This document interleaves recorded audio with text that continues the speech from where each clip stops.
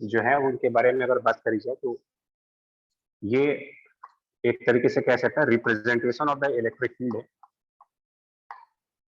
Representation of magnitude and direction of electric field.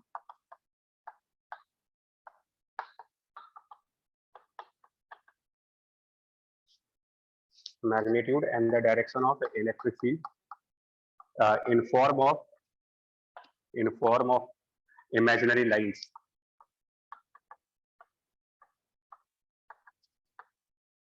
Definition लिखना है यार पहले, such that if we draw any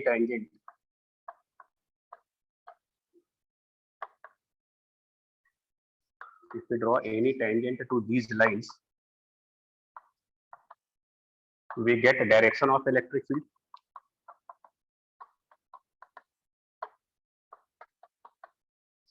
and the density of lines gives idea about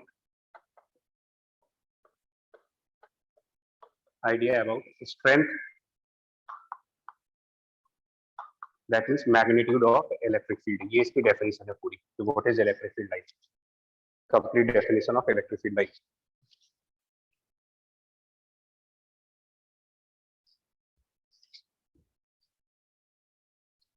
तो कुछ छोटा आ रहा है क्या, मतलब रीडेबल है आपको लोग के लिए? Yes sir. Yes sir. अच्छा ठीक है, तो ये डेफिनेशन है जिसकी इंपॉर्टेंस तो है बिकॉज कंसेप्ट की क्लैरिटी तो डेफिनेशन के ऊपर ही होती है। तो इट इज जस्ट फिजिक्स में एक्चुअली कई बार हम लोग चीजों को रिप्रेजेंट करते हैं डायग्राम्स के तरीके से। बहुत बार मैकेनिक्स में आप फोर्सेस को रिप्रेजेंट करने के लिए फ्री बॉडी डायग्राम का यूज करते हो। लाइट के चैप्टर में लाइट को रिप्रेजेंट करने के लिए हम रे डायग्राम्स का यूज करते हैं, राइट। तो मतलब ये जो डायग्राम्स है फिजिक्स में एक्चुअली क्या है कि डायग्राम्स का काफी काम है, तो डायग्राम के थ्रू हम अपनी बातों को रखते हैं। फोर्सेस के लिए हमने फ्री बॉडी डायग्राम को चूज किया, लाइट के चैप्टर में रे डायग्राम्स को चूज किया। तो जब हम एक रे ड्रॉ करते हैं तो रे ड्रॉ करने से हमको एक आइडिया लग जाता है कि लाइट कौन सी डायरेक्शन में ट्रेवल कर रही है। जितनी ज्यादा रेज बनाते हो इसका मतलब उतनी ज्यादा लाइट आ रही है, जितनी कम रेज बनाओगे उतनी कम लाइट होती है। क्या लाइट वाकई में एक रे है? मतलब हम अपने पेपर पर लाइट को एरो बना देते हैं। क्लास 10th तक आप हमेशा ये काम करते आए होंगे कि एक एरो प्लॉट कर देते हो, कहते हो कि ये एक रे है। तो क्या लाइट वाकई में एक रे है या रे के डायग्राम से लाइट को रिप्रेजेंट किया जा रहा है? यहाँ पर रे की डायग्राम से रिप्रेजेंट किया जा रहा है। किया जा रहा है। ठीक है, ऐसे ही आप मैकेनिक्स में फ्री बॉडी डायग्राम बनाते हो कि एक नॉर्मल, एक एमजी, सपोज एक एफ। तो क्या वाकई में इस तरीके से फोर्सेस बॉडी पर लगती है या फिर जो फोर्सेस लग रही थी उनको हमने एक डायग्राम बना करके सिर्फ अपने माइंड में रिप्रेजेंट कर दिया कि इस तरीके की फोर्सेस लग रही है उसमें? माइंड में मतलब रिप्रेजेंट कर लिया कैसी फोर्सेस लग रही है। हाँ, तो इसका मतलब चीजों को समझने के लिए हम डायग्राम्स का हेल्प लेते हैं। सेम वे आप इलेक्ट्रिक फील्ड के साथ करने जा रहे हैं। मतलब इलेक्ट्रिक फील्ड लाइंस प्लॉट करके हम सिर्फ इलेक्ट्रिक फील्ड के बारे में उसका आइडिया लेंगे कि इलेक्ट्रिक फील्ड क्या है, कैसे है, उसको हम डायग्राम के थ्रू समझाते हैं। और जिस डायग्राम के थ्रू आप इलेक्ट्रिक फील्ड की मैग्नीट्यूड या उसके डायरेक्शन को एक्सप्लेन करते हो उसी डायग्राम को इलेक्ट्रिक फील्ड लाइन कह रहे हैं। बाकी इसकी डेफिनेशन लिखी हुई है। मतलब अगर मैं कहीं पर ये कह दूं कि यार ये एक लाइन है, सपोज मैंने एक एरो बनाया और मैंने कहा कि ये एरो रिप्रेजेंट करता है इलेक्ट्रिक फील्ड को, तो इसका मतलब क्या हुआ? ये जो एरो है, if it represents some electric field, then we come to know that the electric field is in this direction, right side direction. Yes. If I draw electric field by this arrow, if I draw a line pointing in the upward direction, then we come to know that the electric field is in the y direction. If I draw less number of lines pointing in one direction, and in the second diagram, if I draw more number of lines pointing in the same direction, then we come to know that the direction of electric field is along the positive x, the direction of electric field is along the positive x in both cases. But since we have drawn lesser number of lines and here we have drawn more number of lines, which means the line density is higher, the density of lines is higher and here the density of lines is less. So जो density है वो मुझे सिर्फ इस बारे में idea देता है कि इसका मतलब यहाँ पर stronger electric field है और यहाँ पर weaker electric field है. यहाँ तक बात समझ में आई आपको? Yes sir. Yes sir.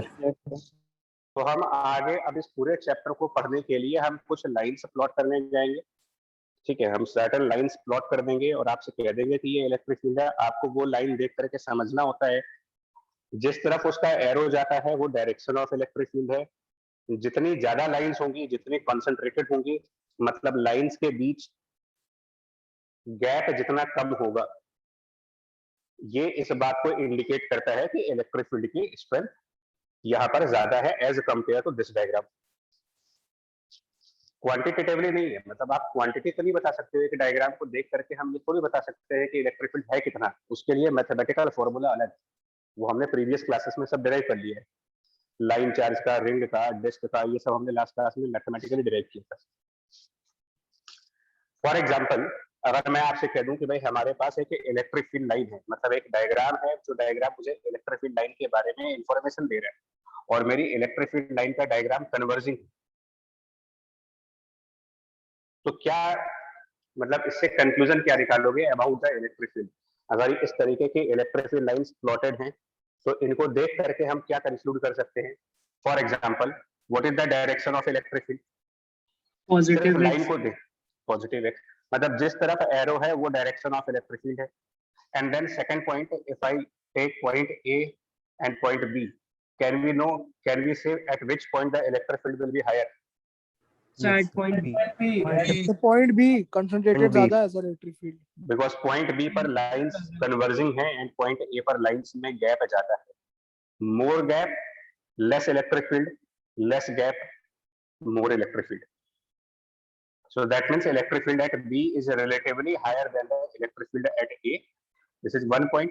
And the second, since the arrow is towards positive x direction, the right side, then electric field का जो direction part है वो right side है. कोई confusion तो नहीं है इसमें? No sir. नहीं ना? No sir. हाँ ठीक.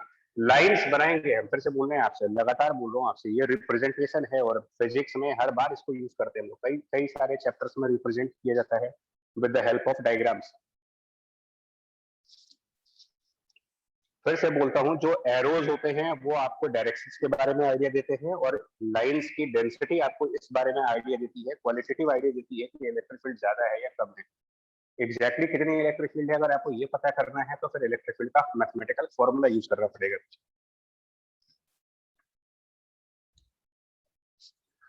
सपोज हमने कोई लाइन कर्व के फॉर्म में बनाई और उसके ऊपर एक एरो प्लॉट किया.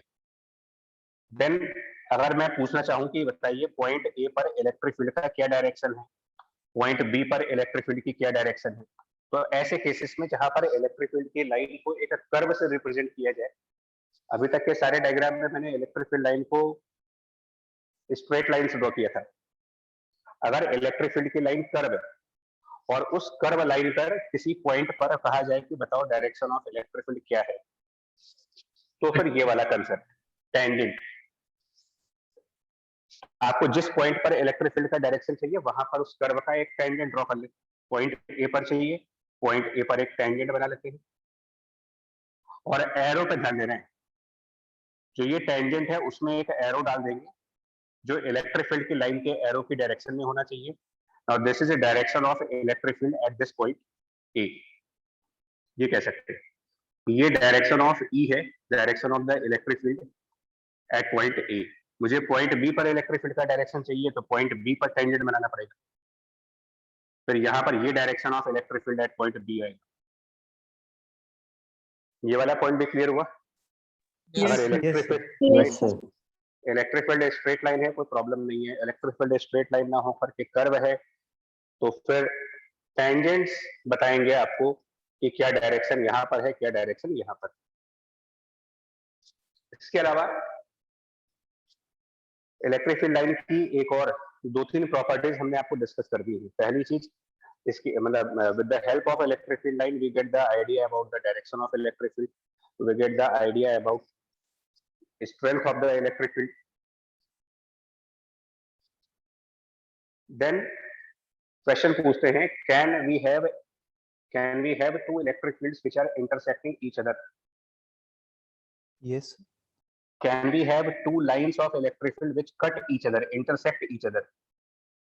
Yes, sir. No, Common. sir. No, sir. इस कंसेप्ट को सुनिए, हाँ इस कंसेप्ट को सुनिए। If the electric field line is a curve, then at any point when you draw tangent, you get the direction of electric field. If two lines intersect at a point, and if I ask what is the direction of electric field at this point, तो यहाँ वाले concept के हिसाब से आपको क्या करना होगा? We have to draw tangent. अब यहाँ पर टेंजेंट कौन सी लाइन पे ड्रॉ करोगे आप? When दो लाइंस अलग अलग है ना, यहाँ पर टेंजेंट किस लाइन का ड्रॉ करेंगे? लाइन 1 का या फिर लाइन 2 का? तो अगर मैं लाइन 1 का टेंजेंट ड्रॉ करता हूँ तो डायरेक्शन ऑफ इलेक्ट्रिक फील्ड ये है, बट अगर मैं लाइन 2 का टेंजेंट ड्रॉ करता हूँ तो डायरेक्शन ऑफ इलेक्ट्रिक फील्ड ये है। क्या ये पॉसिबल है कि एक ही पॉइंट पर इलेक्ट्रिक फील्ड की दो अलग अलग डायरेक्शंस आ जाए? No, No, sir. sir. No, No, sir. sir. नहीं हो सकता। So two lines cannot intersect each other because if it happens, if the two lines of electric field intersect at a point, then we will get two directions of electric field at one point. Possible नहीं है वो चीज। Two electric field lines cannot intersect each other for this reason. Reason पूछे for this reason that if they intersect, then we have a situation where there are two directions of electric field at one point. And impossible case हो गया ये, because एक vector की एक ही direction हो सकती है। A vector cannot have two directions. इसके अलावा यहाँ तक के जो पॉइंट्स आपको बताए, इसके अलावा कुछ हम कॉमन चार्जेस के इलेक्ट्रिक फील्ड लाइंस ड्रॉ करते हैं। Electric field lines of some common charges जो हमारे को प्रैक्टिस में है, जिनके ऊपर हमारे को क्वेश्चन पूछते हैं। जैसे कि आपसे पूछा जाता है कि एक पॉजिटिव चार्ज के आसपास किस तरीके की इलेक्ट्रिक फील्ड लाइन होती है। तो अगर हमारे पास एक पॉजिटिव चार्ज है और पॉइंट चार्ज है, तो इसके सराउंडिंग स्पेस में इलेक्ट्रिक फील्ड को रिप्रेजेंट करने के लिए हम कैसी लाइंस ड्रॉ करेंगे? Outward, बड़ा sir. सिंपल, हाँ आंसर बड़ा सिंपल है। एक Circles. पॉजिटिव पॉइंट चार्ज की इलेक्ट्रिक फील्ड को रिप्रेजेंट करने के लिए आप रेडियल लाइंस ड्रॉ करेंगे, स्ट्रेट लाइंस जो उस चार्ज से बाहर जाती है। ये स्ट्रेट लाइंस रिप्रेजेंट करती हैं electric field by this charge. और क्योंकि ये पॉजिटिव चार्ज है तो हमारा एरो बनेगा अवे फ्रॉम द चार्ज। ये हम प्रीवियस क्लास में लर्न कर चुके हैं कि electric field by a positive charge is always away from this charge. तो दीज स्ट्रेट लाइंस जिनको हम रेडियल लाइंस बोलते हैं, दीज स्ट्रेट लाइंस और radial lines, they are representing electric field created by this positive charge. अगर वो point charge है तो, एंड आप क्लियरली देख सकते हो, बिकॉज देखो mathematically electric field by the point charge का जो फॉर्मूला है वो कहता है कि electric field by a point charge is k times charge q divided by r square. So mathematically ये चीज क्लियर है कि हम जितनी ज्यादा डिस्टेंस पे जाएंगे इलेक्ट्रिक फील्ड उतनी कम होगी, और जब इलेक्ट्रिक फील्ड कम होगी तो इस डेफिनेशन के हिसाब से ज्यादा डिस्टेंस पर कम इलेक्ट्रिक फील्ड मतलब लाइंस की डेंसिटी कम होनी चाहिए, और वो डायग्राम के थ्रू हो रही है। Yes, sir.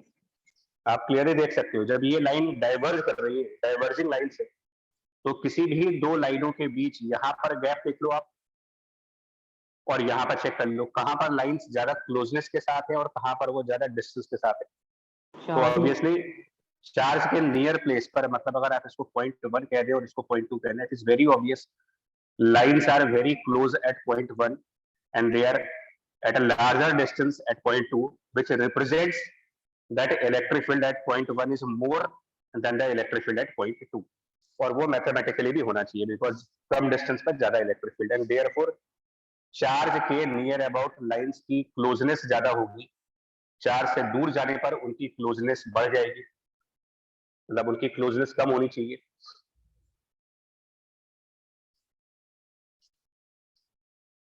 और एरो बाहर की तरफ इसलिए है बिकॉज एक पॉजिटिव चार्ज की जो इलेक्ट्रिक फील्ड जनरेट होती है वो हमेशा उससे बाहर के डायरेक्शन में जाती है, ये आप पहले की क्लासेस में पढ़ चुके हो। पॉइंट क्लियर यहाँ तक?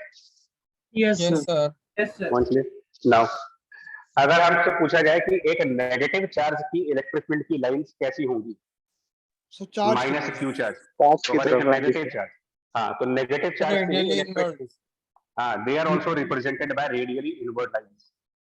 Electric field of negative charge is also represented by radial inward lines. Both are radial. Only difference is the arrow. Here the arrow is towards charge and this arrow is away from the charge. And it gives you fourth property of the electric field, that the electric field lines always originate from the positive charge. The electric field vector, this line, they originate from a positive charge and they goes towards a negative charge. They terminate at the negative charge and they come out of positive charge.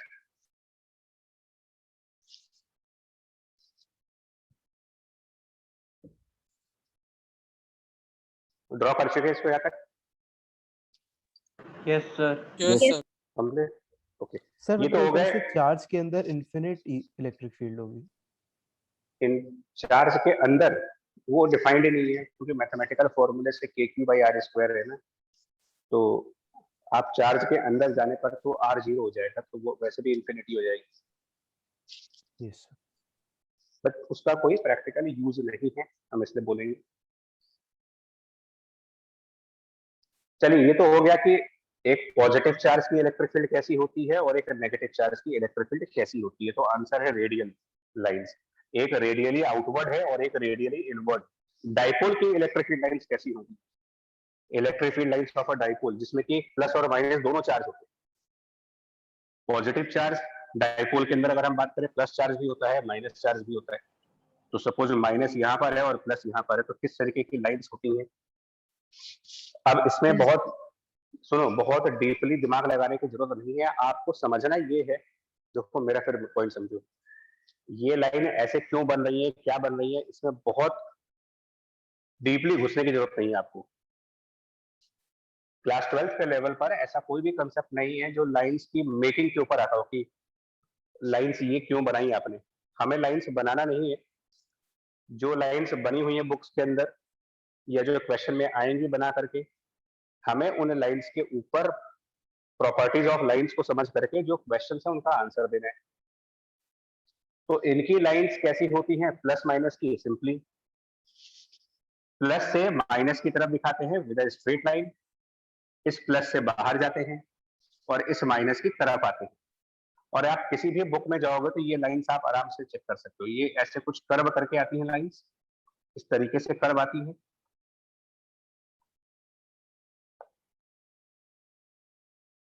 Because lines का जो making है वो एक experimental phenomena है, experiment करके मालूम चलता है कि लाइंस कैसी बनती हैं। किसी भी बुक में मिल जाएगा तुम्हें, आप कोई भी एनसीईआरटी की बुक उठा लो, उसमें आपको लाइंस प्लॉटेड होगी। एचसीबी में देख लो, वहां भी प्लॉटेड होगी। ये डाइपोल की इलेक्ट्रिक फील्ड लाइंस। हमें सिर्फ एक बात समझनी होती है, हमें सिर्फ एक बात क्या समझनी है, देखिए ये जितने भी एरोज हैं ये किसकी तरफ जा रहे हैं? जितने भी एरोज हैं अगर आप यहाँ देखोगे तो ये सारे एरोज, मतलब जो लाइंस के एरोज हैं, ये सब पॉजिटिव से बाहर निकल, सॉरी ये लाइन गलत बन गई, ये एरोज गलत बन गए।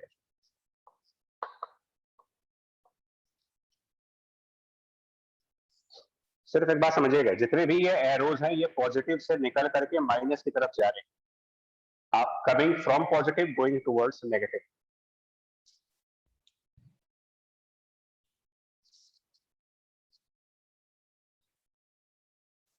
प्लॉट कर ले तो बताइएगा। Yes sir. Yes, sir. Right, ठीक है। ये लाइंस हैं, तो आप बोलोगे ये लाइंस मतलब क्या है, इनका क्या काम होता है यार, लाइन क्यों बनाते हो, मतलब ऐसा डायग्राम बना के हमको मिला क्या? हमें कुछ नहीं मिलता लाइन बना करके, और ना डाइपोल की इलेक्ट्रिक फील्ड लाइन का हमारे को कोई यूज भी है।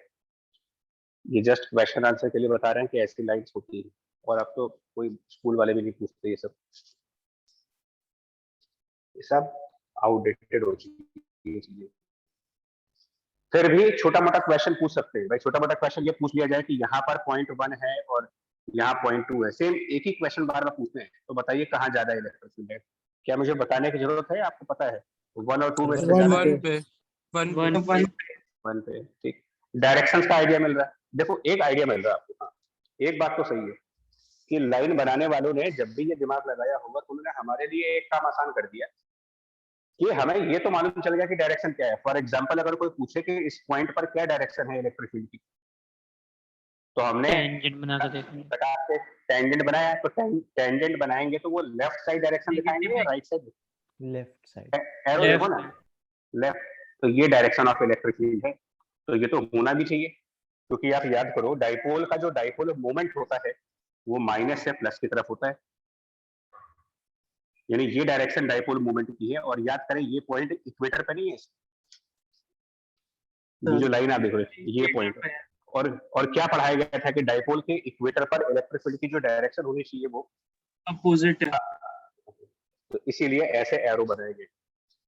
अगर मुझे कहा जाए कि यहाँ पर क्या डायरेक्शन है इलेक्ट्रिक फील्ड की, तो ऑब्वियसली यहाँ पर इलेक्ट्रिक फील्ड का एरो राइट साइड है, इसका मतलब this is the direction of electric field, जो उस फैक्ट से मैच करता है कि डाइपोल के एक्सिस पर जब इलेक्ट्रिक फील्ड निकाली जाती है तो डायरेक्शन ऑफ इलेक्ट्रिक फील्ड और direction of dipole movement same होते हैं।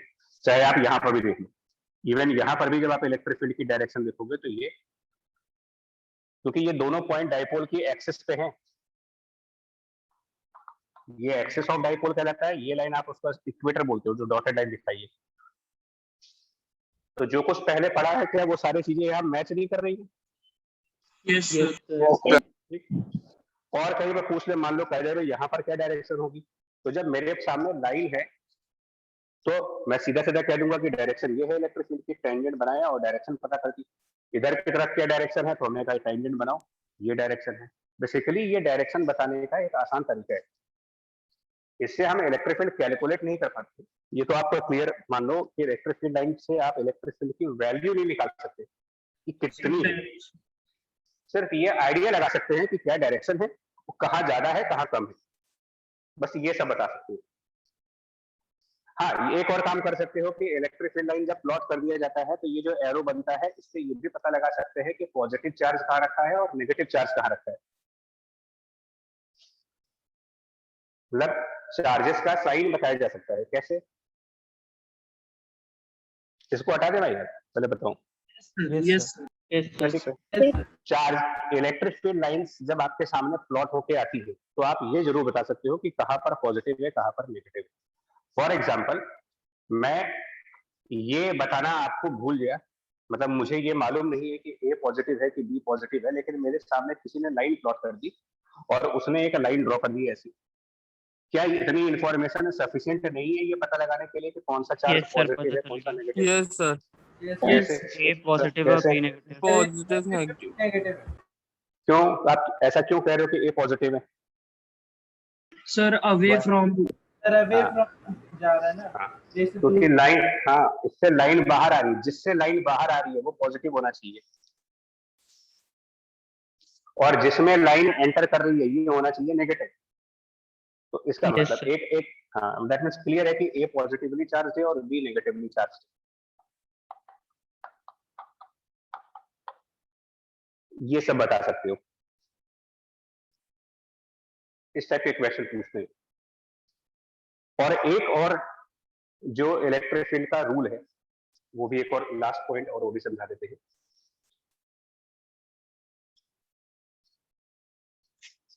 Suppose A and B are two charges, A and B are two charges, और इनकी जो लाइंस प्लॉट की गई हैं वो कुछ ऐसी प्लॉट की जा रही हैं। A से B की तरफ हमने लाइन बनाई, इधर कुछ ऐसी लाइन बनाई, ठीक है। सो आप ये मत सोचना कि ऐसा क्यों बना रहे हैं, अगेन बोल रहा हूँ आपसे, हमारा हमारा कंसर्न इस बात से है ही नहीं कि ये लाइन ऐसी क्यों है तो है, बस इतना मानो। क्यों है उससे हमें कोई मतलब नहीं।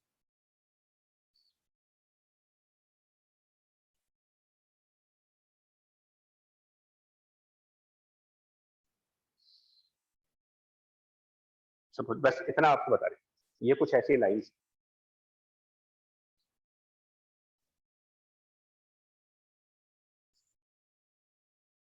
और आगे जा करके ना यहाँ पर कहीं डिसकंटिन्यू हो गए, ठीक है, यहाँ पर कहीं डिसकंटिन्यू हो गए और उसके बाद लाइंस आगे चली गई।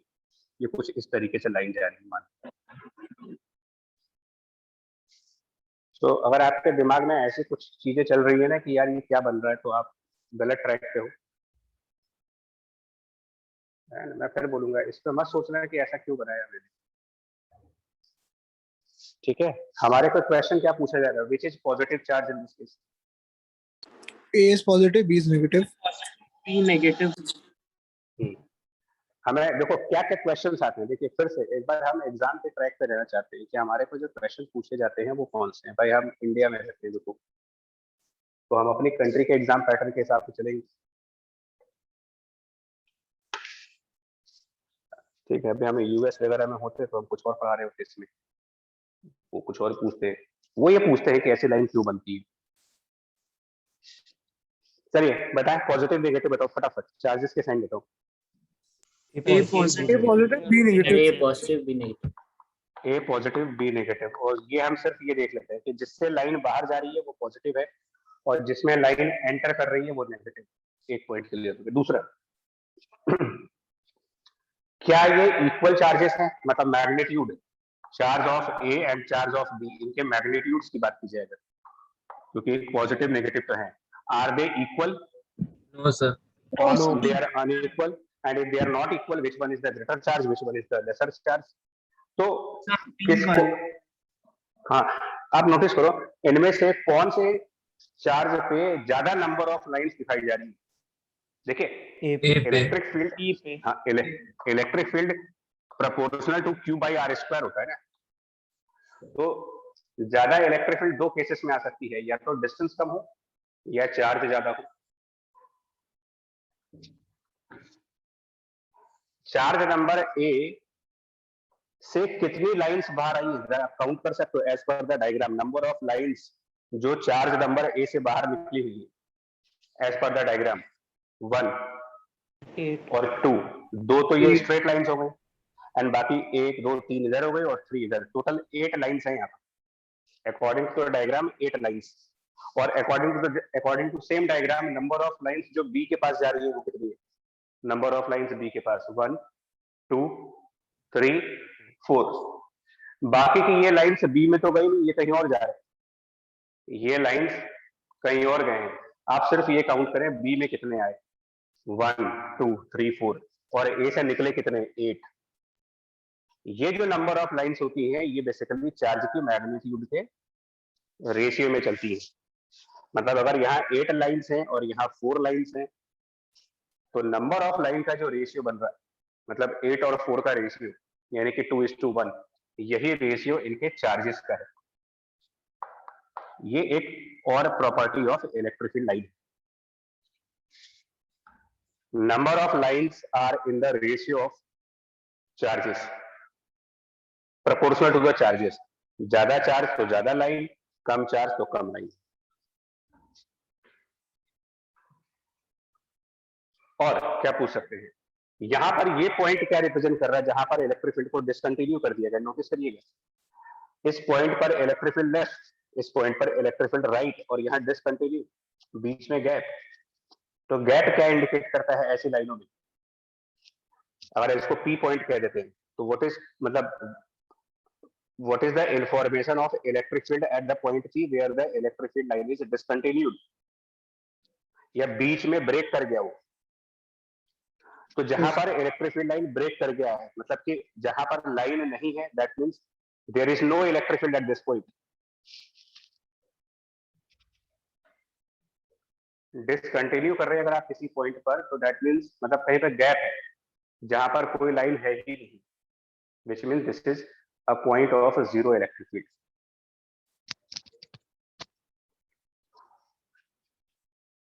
और उसके लेफ्ट साइड पर इलेक्ट्रिक फील्ड की डायरेक्शन लेफ्ट है और उसके राइट साइड पर इलेक्ट्रिक फील्ड की डायरेक्शन राइट है। सिर्फ ये सारे क्वेश्चन पूछे जाते हैं। मतलब अगर इसको पी पॉइंट वापस लिख देते हैं तो दैट मीन्स, और जो इंफॉर्मेशन इस डायग्राम से निकल रही है वो ये निकल रही है कि electric field at the point P is zero because there is a break in the electric field line, discontinuity है वहां।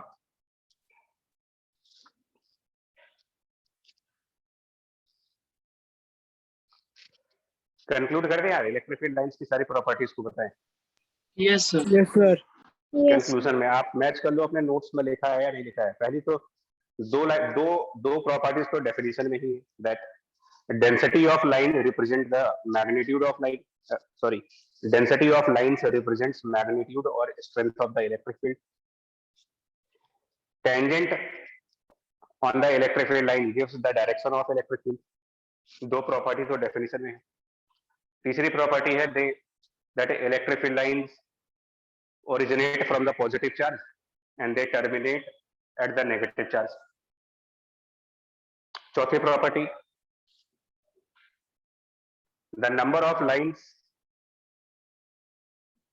associated with charge, number of lines associated with the charges are in proportion to the charges. ये वाला point. if there is a break or gap or discontinuity in this electric field line, which means zero electric field, or two electric field lines cannot intersect each other, और उसका reason भी अपने आपको थोड़ी देर पहले आपको बता दिया कैसे क्यों हो सकता है।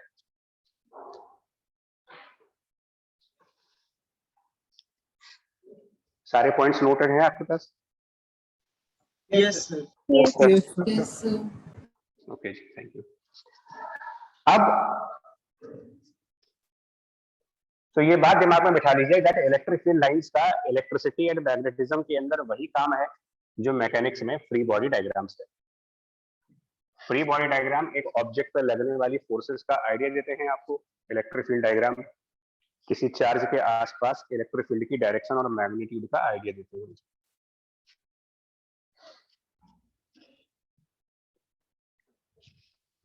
आगे बढ़ते हैं। जब इलेक्ट्रिक फील्ड लाइंस को हम पैरेलल लाइंस के थ्रू रिप्रेजेंट करते हैं, इस तरीके से जब आप लाइंस ड्रॉ करते हो तो ये इस टाइप की इलेक्ट्रिक फील्ड लाइन क्या रिप्रेजेंट करती है? Uniform इस type, Uniform electric. Uniform electric. these electric field lines represent that there is a uniform electric field. और किस बेसिस पर कह रहे हैं कि ये यूनिफॉर्म इलेक्ट्रिक फील्ड को रिप्रेजेंट कर रहे हैं? So ये Because, हाँ, जो डेंसिटी ऑफ लाइंस है, क्योंकि प्रॉपर्टी क्या है कि इलेक्ट्रिक फील्ड कम या ज्यादा वो डेंसिटी से देखा जाता है। When they are parallel lines, density here, density at this point, density at this point, density यहाँ पर, डेंसिटी यहाँ पर, कहीं भी देख लो आप सब जगह एक जैसी डेंसिटी मिलेगी। जितना गैप यहाँ पर दो लाइनों के बीच में है उतना ही गैप यहाँ भी होगा, because these are parallel lines. तो जब पैरेलल लाइंस प्लॉट कर देंगे आप तो that means we are representing the uniform electric field जिसकी डायरेक्शन इस तरफ है। ये एरो उसकी डायरेक्शन को बता रहा है मुझे। अगर मैं कन्वर्जिंग या डाइवर्जिंग लाइंस बना देता हूं तो वो नॉन यूनिफॉर्म इलेक्ट्रिक फील्ड्स हो जाती है। बिकॉज अगर आप ऐसी लाइंस प्लॉट करो which are converging at a point, क्या मतलब हुआ इसका? ये क्या रिप्रेजेंट कर रहे हैं? Non-uniform. Non-uniform. हाँ, they represent that electric field is non-uniform, मतलब कहीं पर कम है कहीं पर ज्यादा है, ये इसको रिप्रेजेंट कर रहे हैं। और कहाँ कम और कहाँ ज्यादा वो डेंसिटी से मालूम चल जाएगा। नाउ बात करते हैं अगली वाली क्वांटिटी की जो कि हमारी है फ्लक्स। नेक्स्ट पॉइंट, फ्लक्स एक जनरलाइज्ड टर्म है जो सिर्फ इलेक्ट्रिक फील्ड के लिए नहीं किसी भी वेक्टर के लिए होगा। फ्लक्स भी एक फिजिकल क्वांटिटी है, generalized physical quantity which is defined for all the vectors, या फिर जिसको आप एरो से रिप्रेजेंट कर सकते हो, लाइट को भी, तो लाइट में भी फ्लक्स पढ़ेंगे, मैग्नेटिक फील्ड में फ्लक्स पढ़ेंगे, ग्रेविटेशन में फ्लक्स पढ़ेंगे। फिलहाल के लिए आप जो फ्लक्स पढ़ने जा रहे हो वो इलेक्ट्रिक फील्ड का फ्लक्स पढ़ने जा रहे हो। क्या कहता है फ्लक्स का कंसेप्ट? देखिए, सपोज हमारे पास कोई एक सरफेस है रेक्टेंगल के फॉर्म में, जो जरूरी नहीं है कि रेक्टेंगल हो, किसी भी ज्योमेट्री की हो सकती है, फिलहाल मैंने रेक्टेंगल माना है, एक रेक्टेंगुलर सरफेस जिसको आप इमेजिन कर सकते हो, मतलब कि कुछ उसकी डायमेंशंस वगैरह होंगी, और ये सरफेस प्रेजेंट है in a space of uniform electric field, जिसको कि हम पैरेलल लाइंस के थ्रू रिप्रेजेंट कर रहे हैं।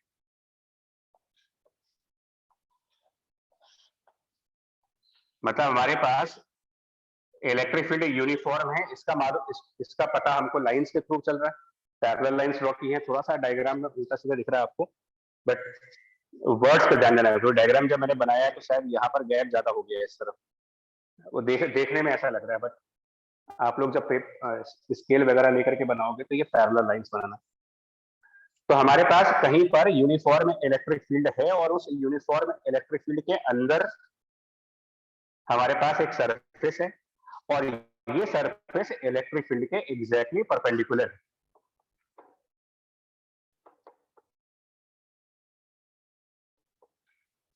कंडीशन सारी नोट करिएगा। हमारे इलेक्ट्रिक फील्ड यूनिफॉर्म है, उस यूनिफॉर्म इलेक्ट्रिक फील्ड के अंदर एक सरफेस है, और सरफेस और इलेक्ट्रिक फील्ड आपस में परपेंडिकुलर है, मतलब कि ये एंगल 90 डिग्री बन रहा है। यहाँ पर जो इलेक्ट्रिक फील्ड की लाइन है वो सरफेस के साथ 90 डिग्री एंगल बना है। प्रॉब्लम यहाँ तक समझ आया आपको? Yes sir. Yes sir. Okay, मान लिया जाए कि जो सरफेस है उसका एरिया कैपिटल ए है, area of surface capital A. तो अब अगर मुझसे ये पूछा जाए कि कितनी नंबर ऑफ लाइंस इस सरफेस से क्रॉस हो जाएंगी, कितनी नंबर ऑफ लाइंस इस सरफेस से क्रॉस करेंगे, इसको इमेजिन करने के लिए, इस बात को इमेजिन करने के लिए आप थोड़ी देर के लिए ये सोचो कि जो ये इलेक्ट्रिक फील्ड रिप्रेजेंट किया गया ना, आप इमेजिन करो कि इस डायरेक्शन में विंड आ रही है। विंड को इमेजिन करें, हवा चल रही होगी, और instead of electric field we are representing the flow of air. Flow of air थोड़ी देर के लिए मानते हैं, हम इसको थोड़ी देर के लिए इलेक्ट्रिक फील्ड हटा देते हैं और कहते हैं कि ये डायरेक्शन में हमारी एयर का फ्लो है, और ये जो सरफेस है वो सरफेस ना होकर के हमारे और आपके घर की विंडो है। बहुत प्रैक्टिकल से बात पूछूंगा, कितनी एयर क्रॉस कर जाएगी विंडो को? क्या ये इस बात पर डिपेंड करेगा कि विंडो का साइज कितना है? Yes sir. Yes sir. Yes. Simple सी बात पूछ रहे हैं, हवा चल रही है मान लीजिए, और बाहर की हवा आपके घर में आ रही है, तो आपके घर में जो खिड़कियां लगी हुई हैं वो कितनी बड़ी खिड़की है, उसके हिसाब से क्वांटिटी ऑफ एयर डिसाइड नहीं होगी। Yes sir. Yes sir. ठीक, इमेजिन कर सकते हो। दूसरा, 1 सेकंड में कितनी एयर अंदर आएगी? दो बातें सुनिएगा, 1 सेकंड में कितनी एयर अंदर आएगी, ये दो चीजों पर डिपेंड करेगा। एक, साइज ऑफ विंडो कितना है, दूसरा वो जो एयर आ रही है वो कितनी स्पीड से आ रही है। एग्री करते हो कि नहीं? Speed of flow, Yes, sir. मतलब नॉर्मल एयर है कि आंधी आ गई है, तूफान आ गया है, ऑब्वियसली, तो कितनी हवा अंदर आ जाएगी। अगर हवा से नहीं समझ सकते तो आप एक पाइप मान लो, पाइप में से पानी निकल रहे हैं, और 1 सेकंड में कितना पानी पाइप से निकलेगा, ये दो बातों पर डिपेंड करेगा कि पाइप कितनी मोटी है और उसमें से पानी कितनी स्पीड से निकल रहा है। Yes sir. राइट, ठीक है। इसी तरीके से, मतलब मैंने आपको सिर्फ एक एनालॉग सिचुएशन दी है, एनालॉग सिचुएशन, कि जब भी कोई चीज फ्लो करती है, फ्लो करने वाली चीजें कौन सी? Air, liquid. तो कोई चीज अगर फ्लो करती है तो वो 1 सेकंड में कितना अमाउंट फ्लो कर जाएगा उसका, वो डिपेंड करता है कि वो जिस एरिया से फ्लो कर रहा है वो एरिया कितना है, और जिस स्पीड से फ्लो कर रहा है वो स्पीड कितनी है। चाहे वो फ्लो ऑफ वाटर की बात कर लो, चाहे फ्लो ऑफ एयर की बात कर ले। सेम वे सेम वे आप एयर फ्लो की जगह मान लीजिए कि इलेक्ट्रिक फील्ड फ्लो करता है, मतलब अब हम एक्चुअल डायग्राम पे आ गए, मतलब ये हमको इलेक्ट्रिक फील्ड है एक्चुअली। नाउ कंपेयर करिएगा, compare that electric field is in this direction is compared with the flow of air, direction of flow, and जो स्ट्रेंथ ऑफ इलेक्ट्रिक फील्ड है, मतलब कि इलेक्ट्रिक फील्ड कम है या ज्यादा है, वो कंपेयर करो स्पीड ऑफ फ्लो से। तो अब अगर मैं आपसे पूछूं कि number of electric field lines, number of electric field lines जो कि इस सरफेस के लेफ्ट साइड से राइट साइड क्रॉस कर जाएंगी,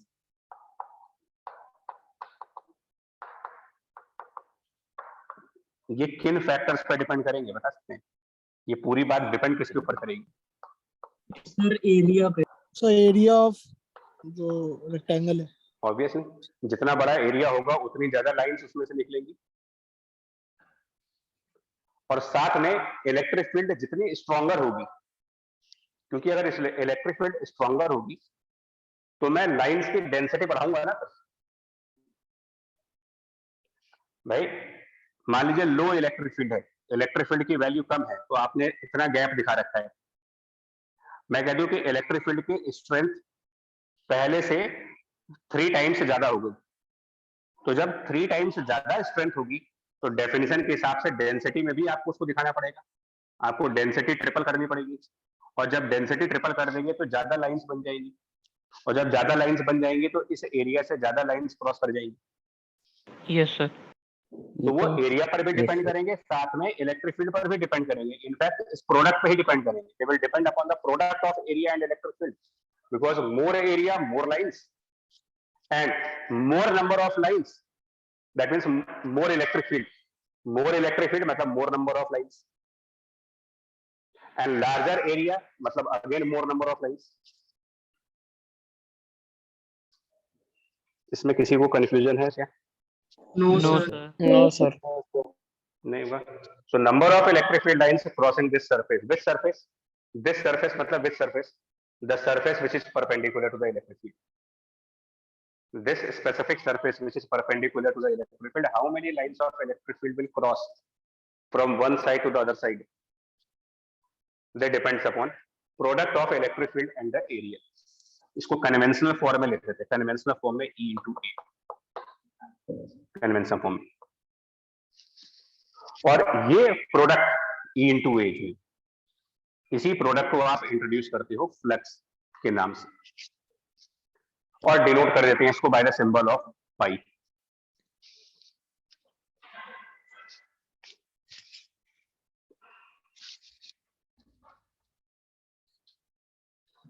यहां तक ठीक चल रहा है? Yes sir. Yes Yes, sir. sir. Yes कोई परेशानी, कोई समस्या, कोई दिक्कत? No sir. No sir. No sir. ठीक। So this product of electric field and area of the surface, मतलब एक बार फिर रिपीट करूंगा, अभी जो मेरा डिस्कशन चल रहा है वो बड़ा ही स्पेसिफिक केस है, और वो बहुत ही स्पेसिफिक केस एक तो ये है कि इलेक्ट्रिक फील्ड यूनिफॉर्म कंसीडर की गई है। सेकंड स्पेसिफिकेशन क्या चल रहे हैं हम, जो सरफेस है वो इलेक्ट्रिक फील्ड के परपेंडिकुलर है। 2 स्पेसिफिकेशन दी गई है, और तब जाकर के मैं ये कह रहा हूं कि number of electric field lines crossing this surface depends upon product of electric field and the area of surface, and this product E and A is called as flux. Now can we say that the flux is the number of electric field lines? Yes sir. Yes, sir. Yes पर sir. Cross section statement सुनिएगा, number of electric field lines, एक बार बताइए, number of electric field lines crossing this surface, they depends upon product. They are not equal to E into A, they depend upon this factor. एक बार बताओ, light is represented by the ray, मानते हैं ना, light is represented by the ray? Yes yes sir. Yes sir. Okay, मैंने एक light के लिए रे डायग्राम बनाया क्लास 10th पास किया होगा आप लोगों ने, तो लेंसेस वगैरह में रे डायग्राम्स बनते थे, Yes, जिसमें sir. कहा जाता था कि अगर दो पैरेलल रेज जाती हैं तो वो फोकस पे आ जाती है। Yes sir. Yes, sir.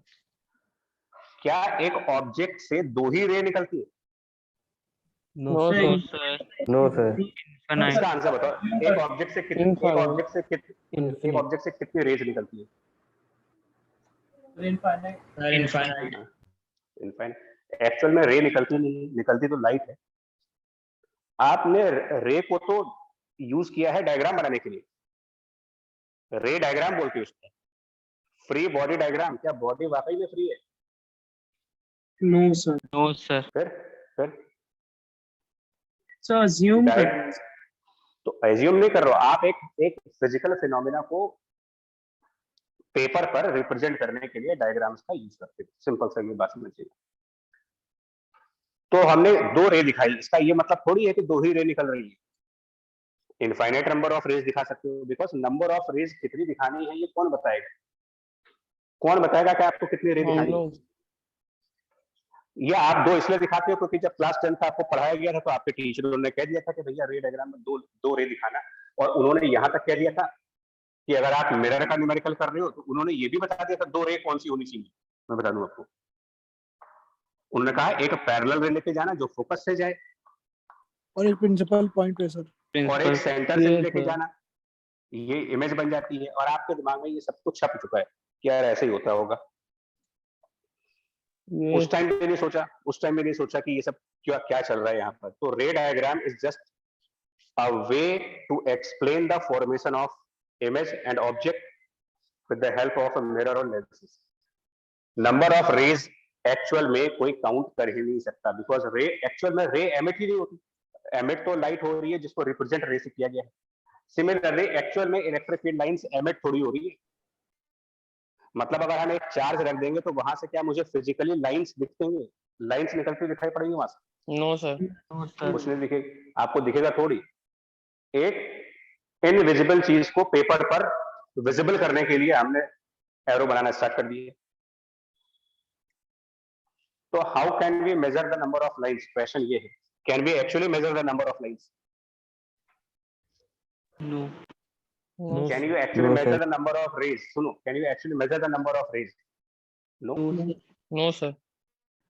Similarly, we cannot measure the number of rays, number of electric field lines, and therefore, if you cannot measure the number of electric field lines, how can the flux be equal to the number of lines? Because if the flux is equal to number of lines which cannot be measured, flux cannot be measured, and flux is a measurable quantity. So flux is not the number of lines. Basically, number of lines are dependent upon the flux. We are not measuring the number of lines. हम सिर्फ ये कह रहे हैं more flux, which means more number of lines, less flux, less number of lines. Exactly कितनी number of lines है ये तो कोई बता ही नहीं सकता। सर मतलब प्रोपोर्शनल है क्या वो उसके? Proportional, right? Number of lines are not equal to the flux; they are basically proportional to the flux.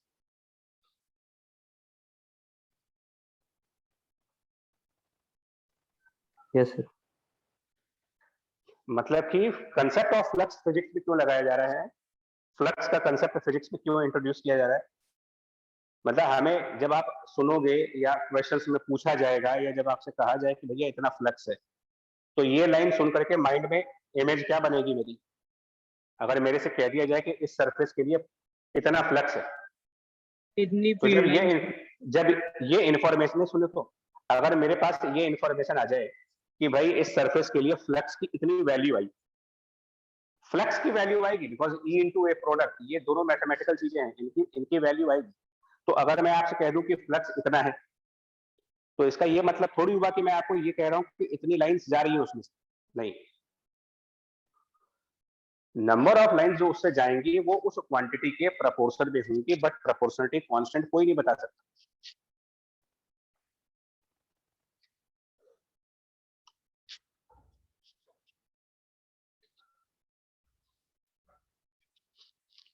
कुछ क्लियर हुआ कि नहीं हुआ अभी? यस सर हो गया। Yes, sir.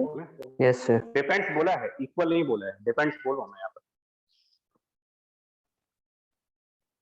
अच्छा, अब मैंने क्या कहा कि ये जो हमने केस लिया, एनीवे आगे बढ़ने से पहले फ्लक्स के यूनिट ऑब्वियस है, unit of the flux electric field into area. तो क्या हुआ, इसका यूनिट क्या बना फ्लक्स का? Electric field is force upon charge, force पर यूनिट चार्ज, यानी कि न्यूटन पर कूलम, न्यूटन कूलम और multiplied by area is the meter square. इसके आगे डायमेंशन अपने आप में कर लीजिएगा फ्लक्स। तो मैंने कहा कि ये जो हमने केस कंसिडर किया हुआ था, ये केस था जब हमने सरफेस जो लिया वो इलेक्ट्रिक फील्ड के परपेंडिकुलर लिया, साथ में इलेक्ट्रिक फील्ड को यूनिफॉर्म लिया, तब जाकर के मेरा आंसर E इंटू AR है। अगर मेरा वो सरफेस इलेक्ट्रिक फील्ड से 90 डिग्री पर नहीं होता, सपोज टिल्टेड होता, जो हम सरफेस बनाते हैं वो थोड़ी सी टिल्टेड फॉर्म में होता, कुछ ऐसे। सर तो जो सरफेस 90 डिग्री पे है उसका एरिया मेजर करेंगे। बता रहे हैं, हाँ। अब इसको समझाने के लिए देखिएगा, मैं इसको डायग्राम को हटा रहा हूं यहाँ से और समझाता हूं। हम मानते हैं कि हमारे पास कोई एक वेज है, ट्रायंगुलर वेज। थोड़ा सा कुछ दिमाग में पिक्चर बन सकती है आपके, मेरे ख्याल से, अगर समझ जाए ठीक है यार, कोशिश कर कुछ भाई, थोड़ा सा डायग्राम टेढ़ा बंदा पता नहीं क्यों यार, उतना बढ़िया डायग्राम बन नहीं रहा आज। कुछ ठीक हुआ ना शायद, मेरे ख्याल से। नहीं कुछ हद तक कुछ इमेजिन कर सकते हो भाई, ऐसा एक Yes. लकड़ी का गुट है ना, लकड़ी का छोटा सा गुटका, मतलब कहीं भी दिख जाएगा ट्रायंगल फॉर्म में। देखिए मैं इसके नाम रख देता हूँ भाई, ABCD EF। आप बता पाओगे इस ट्रायंगुलर ब्लॉक में कितने सरफेस हैं? अगर मैं पूछूं कि इसमें सरफेसेस कितनी है, ये तो आपको हम लोग को 7th 8th क्लास में सरफेसेस काउंट करना बताते हैं कि किसी ज्योमेट्रिकल ऑब्जेक्ट में नंबर ऑफ सरफेस कैसे देखी जाती है। 6 कौन कौन सी? Five. एक काम करते हैं, सुनिए तो, सरफेसेस कौन कौन सी है FC फटाफट quickly, A B surfaces C कौन D कौन सी है? ABCD ADE सरफेस हुआ ABCD, साला। दूसरा सरफेस हुआ CDEF DCFE। तीसरा जो मेजर सरफेस सामने सामने दिख रहा है वो ABEF है। ADE उसके अलावा सरफेसेस कौन सी है इन तीन के अलावा? एक सरफेस BCF है, एक सरफेस ADE है, ADE और कोई सरफेस? 5 हो गई। बस 5 सरफेसेस होती हैं। ट्रायंगुलर प्रिज्म है, ट्रायंगुलर प्रिज्म, नोटिस करो। अभी कुछ लोग 6 बोल रहे थे, मेरे ख्याल से हम लोग मिस कर रहे हो कोई एक सरफेस में। नहीं सर 5 ही है। 5 है ना? 5 ही, ठीक, 5 सरफेसेस हैं इसमें। सपोज कि इलेक्ट्रिक फील्ड जो है, सपोज दैट इलेक्ट्रिक फील्ड जो हम कंसिडर करने जा रहे हैं, क्या मतलब जो डायग्राम में दिया जा रहा है आपको, वो electric field right side direction में, the direction of E towards right and uniform.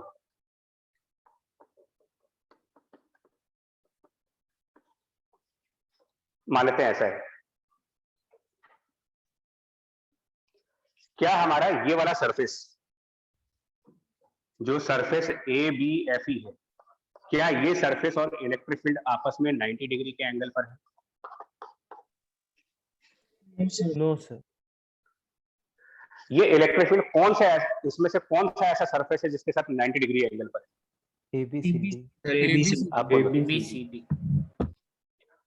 हाँ, तो ABCD के केस में आप कह सकते हो कि E is perpendicular to the surface. यहां पर E परपेंडिकुलर है, सरफेस के परपेंडिकुलर है। क्या कोई ऐसी सरफेस है जिसके लिए इलेक्ट्रिक फील्ड पैरेलल है? सर ऐसी सरफेस है जिसके पैरेलल इलेक्ट्रिक फील्ड जा रही है? CD DCEF DCFE second number, कह सकते हैं कि इसके पैरेलल इलेक्ट्रिक फील्ड जा रही है? Yes, sir. पहले वाले के परपेंडिकुलर, दूसरे वाले के पैरेलल।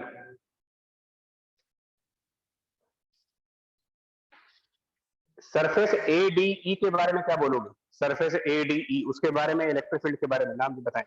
ADE जो बिल्कुल सामने का सरफेस है, ADE बताएं। सर पैरेलल है। पैरेलल है। सरफेस BCF पैरेलल है, सरफेस ADE ना तो परपेंडिकुलर है ना ही पैरेलल है, दोनों ही नहीं। तो इसका मतलब ये हुआ कि हमारे क्वेश्चंस में कई सारे सिचुएशंस बन जाती है। क्वेश्चन जब पूछे जाते हैं तो उसमें नंबर ऑफ सिचुएशंस बहुत सारी हो सकती है। सर हमने थोड़ा अभी अभी सर उल्टा लिख दिया शायद सर, उल्टा लिख दिया है।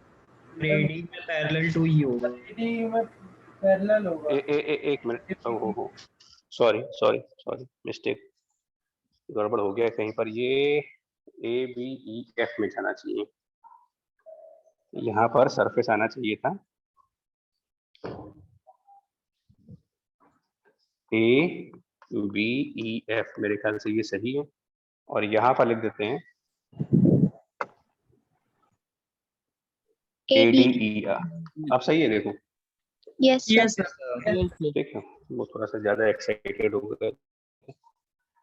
चलो, तो मैं आपको सिर्फ ये बता रहा हूँ कि जो सिचुएशंस है हमारे क्वेश्चंस में वो ये सारी हो सकती हैं कि हमारे पास सामने जो सरफेसेस हों, मे बी वो सरफेस इलेक्ट्रिक फील्ड के परपेंडिकुलर है, हो सकता है पैरेलल हो सकता है दोनों ही ना हो। तो हमें अपने आप को सभी के लिए प्रिपेयर करना है। तो जनरलाइज फॉर्म चाहिए, फ्लेक्स का जनरलाइज फॉर्म। और जनरलाइज फॉर्म जो है अभी अभी हम जो पढ़ा था हमने, वो जनरलाइज नहीं था।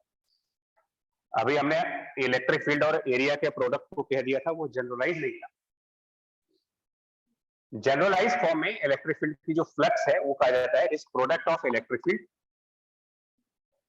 And area, but the electric field which is perpendicular to the surface, यानी कि इलेक्ट्रिक फील्ड का वो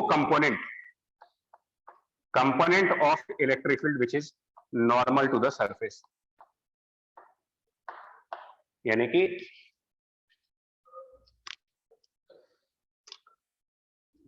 सरफेस ABEF, सपोज ये एंगल थीटा है। अगर मैं इस ABEF पर एक लाइन ड्रॉ करूं जो इसके परपेंडिकुलर है, जिसको नॉर्मल कहा जाए, normal to this surface AB, क्या नाम लिखा था उसका, ABEF। नॉर्मल समझते हो ना, ये नॉर्मल वही जो मैकेनिक्स में था, एक सरफेस का परपेंडिकुलर। और इनके बीच में क्या एंगल बन रहा होगा ये पूछ रहा हूं आपसे, कि नॉर्मल और इलेक्ट्रिक फील्ड के बीच क्या एंगल बनेगा। अब इसको समझने के लिए डायग्राम को थोड़ा सा 2 डायमेंशन में जाना पड़ेगा। और डायग्राम को अगर हम 2 डायमेंशन में ड्रॉ करेंगे इन ए 2 डायमेंशन व्यू, तो आप ये एंगल आराम से निकाल सकते हो। नॉर्मल ये है और इलेक्ट्रिक फील्ड इस तरफ है और ये एंगल थीटा है। अब आप मेरे ख्याल से निकाल सकते हो कि नॉर्मल और इलेक्ट्रिक फील्ड के बीच क्या एंगल बन रहा है। हम निकाल सकते हैं, ये थीटा है, 90 माइनस थीटा, राइट।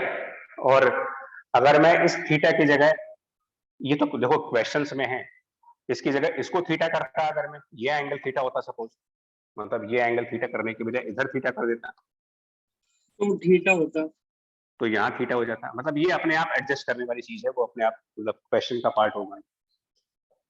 तो फिलहाल ये फॉर्मेट हमें ज्यादा कन्वीनियंट है, बुक्स के साथ मैच करता है, इसलिए मैं ये वाला फॉर्मेट पे आ गया।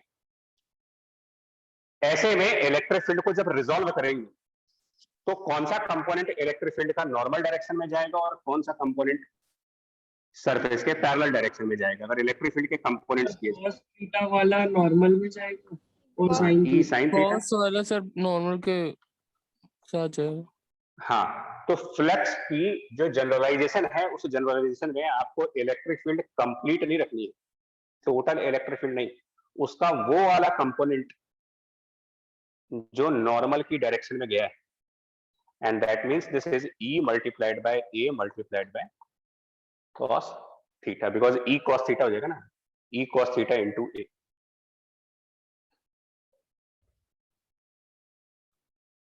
ये आप थोड़ा सा और जनरलाइज कर सकते हो, मतलब कि जहां पर सरफेस और इलेक्ट्रिक फील्ड परपेंडिकुलर है, इनके लिए तो flux simply E into A लिखेंगे, simply E multiplied by A because they are perpendicular.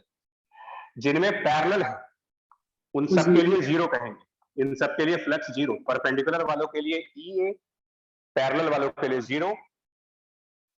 और अगर इन दोनों के अलावा मतलब ना तो परपेंडिकुलर ना तो पैरेलल, तो ऐसी केस में फ्लक्स को कहा जाएगा E multiplied by A multiplied by cos theta. But remember what is theta now? If it is EA cos theta, then theta is the angle between the normal and electric field. When you are writing flux as EA cos theta, remember angle theta is the angle between normal and electric field.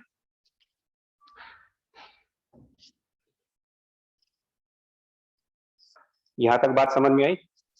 Yes sir. Yes, sir. Yes, sir. ठीक, अभी भी हम generalise नहीं कर पाए इसको, और यही वजह है कि फ्लक्स का चैप्टर जब स्टार्ट होता है तो धीरे धीरे थोड़ा सा डिफिकल्टी लेवल हाई होने लगता है हमारा, ग्रेजुअली हाई होता है। क्योंकि जनरलाइज क्यों नहीं कर पाए अभी हमने इसको?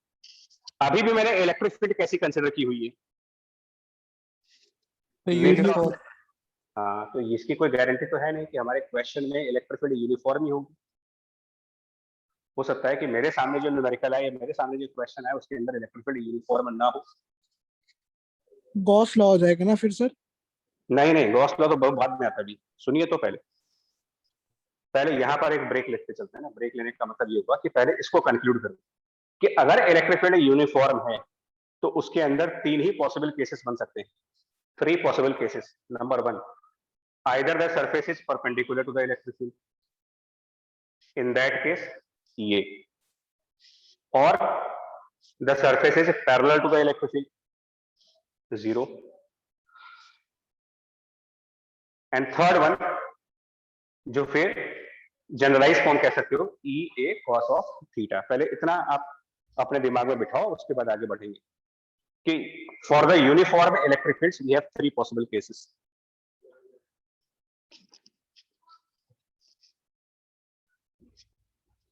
बताएं फिर आगे बढ़ें, अगर आपके दिमाग में ये बैठे पहले। Yes, sir. Yes, sir. Yes, sir. Right. Okay. And if electric field is a non-uniform, मैं फिर बोलूंगा, देखो अब आप लोग कहते हो कि हमारे क्वेश्चंस नहीं हो रहे। क्वेश्चंस ना होने का रीजन समझते हैं फिर से एक बार। अब मैं लगातार फ्लक्स के कंसेप्ट पे पीछे पड़ा हूं, तो पहले हमको ये चीज दिमाग में बिठानी है। मैं फ्लक्स का क्वेश्चन तभी स्टार्ट करूंगा जब ये सब चीजें मेरे माइंड में बिल्कुल छप जाए, याद हो जाए। प्रॉब्लम प्रैक्टिस तभी होगी जब ये स्टेटमेंट याद हो जाए कि इट इज EA और 0 और EA cos theta depending upon the angle between electric field and the surface for the uniform electric field. And if electric field is non uniform, मतलब क्या? Electric field is non uniform का मतलब क्या हुआ? Surface के अलग अलग points पर अलग अलग इलेक्ट्रिक फील्ड है, कहीं पर ज्यादा इलेक्ट्रिक फील्ड, कहीं पर कम इलेक्ट्रिक फील्ड, इस तरीके से हो रहा है। उस केस में फ्लक्स इज E, एक मिनट,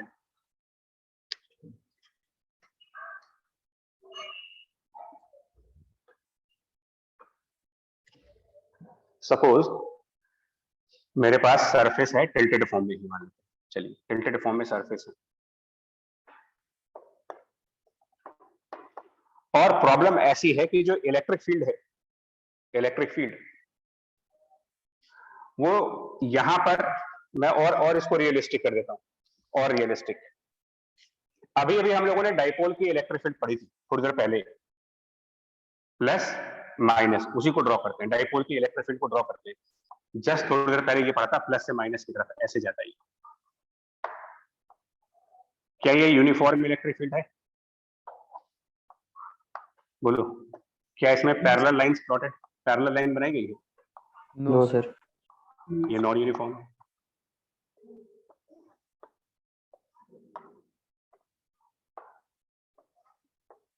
देखिए, रीडिंग को अगर आप समझते हो कि रीडिंग हमारा कंसेप्ट क्लियर करेगा तो नहीं होता। कंसेप्ट क्लियरिटी के लिए आपको बड़ी इंटेंसिटी के साथ एक एक वर्ड, एक एक लाइन को समझना पड़ता है। हम सोचे कि हमने बुक रीड कर ली, मेरा कंसेप्ट क्लियर हो गया, सवाल ही नहीं उठता। हमने कहा ऐसा कुछ हमारे पास इलेक्ट्रिक फील्ड है डाइपोल की वजह से, और सपोज कर रहे हैं कि इस टाइप के इलेक्ट्रिक फील्ड के अंदर, ऐसी इलेक्ट्रिक फील्ड के अंदर हमने एक सरफेस इंट्रोड्यूस कर दिया। ऐसा मान लो ये एक सरफेस है। अब आप कहोगे सरफेस में एक लाइन दिख रही है, एक्चुअली इस सरफेस की दूसरी लाइन बोर्ड के परपेंडिकुलर, मतलब ये रेक्टेंगुलर सरफेस है। आगे इमेजिन करो कि एक ऐसे करके है, मतलब लेंथ आपको दिखा दिया, जो ब्रेड्थ वाली साइड है वो बोर्ड के परपेंडिकुलर ऐसे कुछ आ रही है। इमेजिन कर पाएंगे इसको? Yes sir. ठीक। नाउ क्या यहाँ पर, यहाँ पर, यहाँ पर, यहाँ पर सब सेम डायरेक्शन है क्या इलेक्ट्रिक फील्ड का? यस नहीं है, Yes. नहीं है। नो कहाँ सर। है? इलेक्ट्रिक फील्ड टेंजेंट से आती है, तो यहाँ पर इलेक्ट्रिक फील्ड की ये डायरेक्शन है। सपोज ये पॉइंट नंबर 1 है, तो यहाँ पर इलेक्ट्रिक फील्ड ये है। ये पॉइंट नंबर 2, वहां कुछ और ही डायरेक्शन है इलेक्ट्रिक फील्ड की। Point number 3 another direction, point number 4 a different direction, point number 5। तो ऐसा भी तो हो सकता है कि जो हमारा सरफेस है उसके अलग अलग पॉइंट्स पर अलग अलग इलेक्ट्रिक फील्ड आ रही हो। Yes sir. नॉन यूनिफॉर्मिटी इसी को बोलोगे। ऐसे में फ्लक्स कैसे निकालेंगे? तो ऐसे में ये कहा जाता है, वर्टिकल वाला कंपोनेंट प्लस कर हाँ, कि आप पॉइंट 1 पर एक छोटा सा एरिया कंसिडर करेंगे, उसको डेल्टा A1 कह लीजिए। पॉइंट 2 पर एक छोटा सा एरिया कंसिडर कर लीजिए, उसको डेल्टा A2 कह लीजिए। पॉइंट 3 पर एक छोटा सा एरिया कंसिडर कर लीजिए, उसको डेल्टा A3 कर लीजिए। छोटे छोटे एरियाज में डिवाइड कर देते हैं। इससे क्या होता है कि जब आप छोटे छोटे एरियाज में डिवाइड करोगे तो किसी छोटे से एरिया पर इलेक्ट्रिक फील्ड की नॉन यूनिफॉर्मिटी को इग्नोर कर सकते हैं। और इस छोटे वाले एरिया डेल्टा A1 पर हम वही कर, देखिए अभी थोड़ी देर पहले आपने पढ़ा था कि electric field EA cos theta से फ्लक्स आता है, लेकिन कंडीशन लगा दी गई थी यहाँ पर। ये रिजल्ट है, लेकिन इस रिजल्ट के साथ कंडीशन है। कंडीशन ये थी कि होना क्या चाहिए था, इलेक्ट्रिक फील्ड यूनिफॉर्म। यूनिफॉर्म। तो अगर एक बहुत बड़े सरफेस में इलेक्ट्रिक फील्ड यूनिफॉर्म नहीं है, तो हम उस बहुत बड़ी सरफेस को छोटे छोटे टुकड़ों में डिवाइड कर लेते हैं, और एक छोटे से टुकड़े के लिए, एक छोटे से पोर्शन के लिए, for a very small portion, हम ये मान सकते हैं कि इलेक्ट्रिक फील्ड रफली यूनिफॉर्म। बोलिए। Yes sir. Yes, sir. अगर अगर अगर बहुत छोटा एरिया हो, मतलब डेल्टा A1, अगर हम ये कंडीशन लगा दें कि डेल्टा A1 की जो लिमिट है वो टेंडिंग टू 0 है, ऑलमोस्ट 0 एरिया, तो इतने छोटे से पोर्शन पर तो हम ये मान सकते हैं ना कि इलेक्ट्रिक फील्ड लगभग कांस्टेंट आएगी। Yes, sir.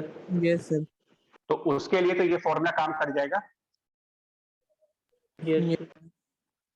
तो हमारा डेल्टा A1 एरिया के लिए हम लिखेंगे electric field 1 into delta A1 into cos theta 1। Similarly delta A2 के लिए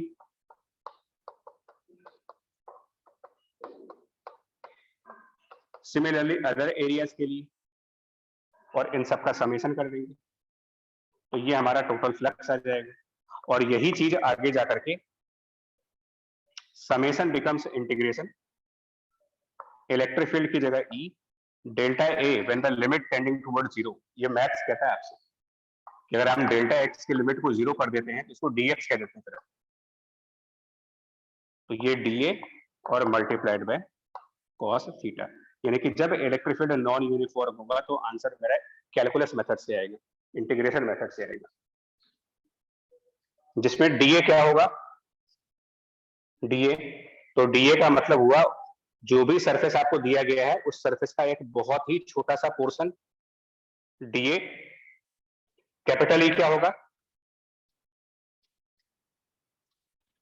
इलेक्ट्रिक फील्ड जो बहुत छोटे से एरिया से आ रही है। हाँ, मतलब जो हमारा सरफेस छोटा एरिया dA होगा वहां की इलेक्ट्रिक फील्ड, और थीटा एज यूजुअल, थीटा का मतलब होता है angle between the electric field and normal. Example से दिखा पाएंगे तो ज्यादा बेटर समझ जाओगे, अभी तो नहीं समझ में आएगा, बट कंसेप्ट लिखते हैं आप कि यूनिफॉर्म के केस में ये, नॉन यूनिफॉर्म के केस में integration of E D A cos और थीटा। अब हमारा कंसेप्ट तैयार हो गया। तो यूनिफॉर्म के केस में ई ए कॉस थीटा, नॉन यूनिफॉर्म के केस में integration of E D A cos और theta.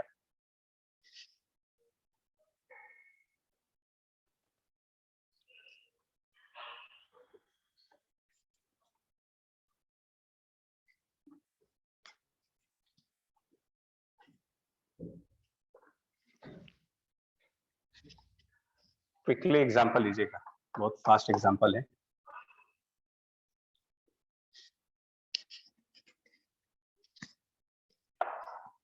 Example of a cube, थोड़ा सा आंसर फास्ट दीजिएगा। मैंने क्यूब का एग्जांपल लिया,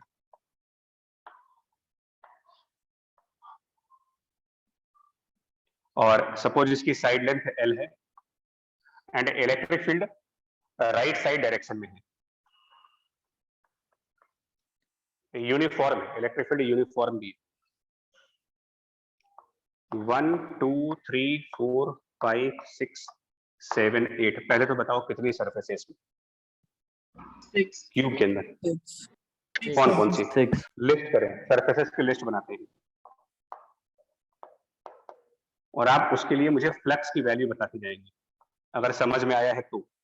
कंसेप्ट वाले माइंड में बैठा लेना, इलेक्ट्रिक फील्ड यूनिफॉर्म है, तो जैसे ही आपने क्वेश्चन देखा कि इलेक्ट्रिक फील्ड यूनिफॉर्म है, तुरंत अपने नोट्स में से ये याद किया कि यूनिफॉर्म के 3 केस बताए जा रहे हैं। सरफेस और इलेक्ट्रिक फील्ड परपेंडिकुलर है तो ई ए, पैरेलल है तो 0, और नहीं तो ई ए कॉस थीटा। ये कंसेप्ट माइंड में आया और हमने क्वेश्चन करना स्टार्ट किया। पहले सरफेसेस के नाम ले देते हैं, 1 2 3 4 एक सरफेस, 5 6 7 8 दूसरा सरफेस, 2 3 7 6 एक सरफेस, 1 4 8 5, इसके अलावा 1 2 6 5 और 4 3 7 8 ये सरफेसेस है। चेक करो कौन सी सरफेस है, इलेक्ट्रिक फील्ड की डायरेक्शन देखिए। And now surface 1 2 3 4, 0 surface 1 2 3 4, is it parallel, parallel perpendicular, और ऐसा नहीं है? पैरेलल हाँ? 0 हो जाएगा। सरफेस 1 2 3 4 ये सरफेस है नीचे वाली, इलेक्ट्रिक फील्ड ये है, ये और ये पैरेलल है, परपेंडिकुलर है या किसी एंगल पर है? पैरेलल आंसर बोलो। 0 0 और किसका 0 होगा? और ऐसी कौन सी सरफेस है? 5 6 7 8 0 2 3 7 6 2 3 7 6 ये सरफेस है राइट वाली, परपेंडिकुलर होगा। EL square electric field perpendicular है। आंसर क्या बनेगा? EL square EL square EL square 1485 ये वाली, EL इसके स्क्वायर भी परपेंडिकुलर EL, बाकी दोनों के लिए ध्यान, पैरेलल। अच्छा ध्यान से करो। मैं फिर बोला ज्योमेट्री स्ट्रॉन्ग करिए थोड़ी सी एक बार। बाकियों के लिए भी पैरेलल है। 1 2 6 5 ये फ्रंट फेस है इसका, और इलेक्ट्रिक फील्ड की डायरेक्शन देखो, क्या इसके पैरेलल नहीं जाएंगे आप? क्या इस वाली एज के पैरेलल नहीं हो? सर हाँ यस सर तो ये भी पैरेलल वाले केस हैं, 0 0।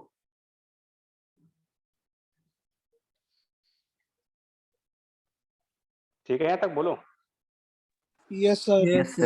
Yes sir.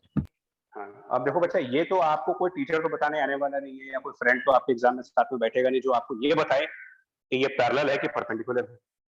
भाई हम लोग आपको ये बता सकते हैं कि पैरेलल में ये करना है, परपेंडिकुलर में ये करना है, और बाकी में ये करना है, ये तो बता सकते हैं। लेकिन अब आपकी जगह पर बैठ करके ये थोड़ी समझा सकते हैं कि पैरेलल देखते कैसे हैं, परपेंडिकुलर कैसे देखा जाता है। ये आपकी विजुअलाइजेशन।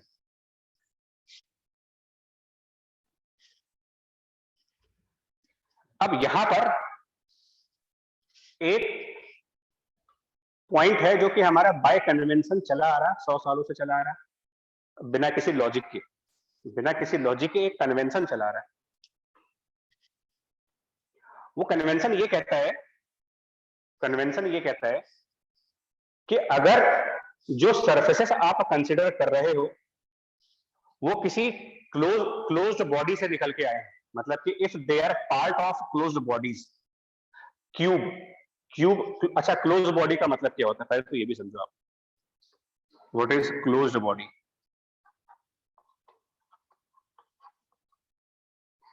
है ना, क्लोज्ड बॉडी का क्या मतलब होता है देखिए, या क्लोज्ड सरफेस का क्या मतलब है। देखिए क्लोज्ड सरफेस समझो, हमारे पास एक स्फीयर है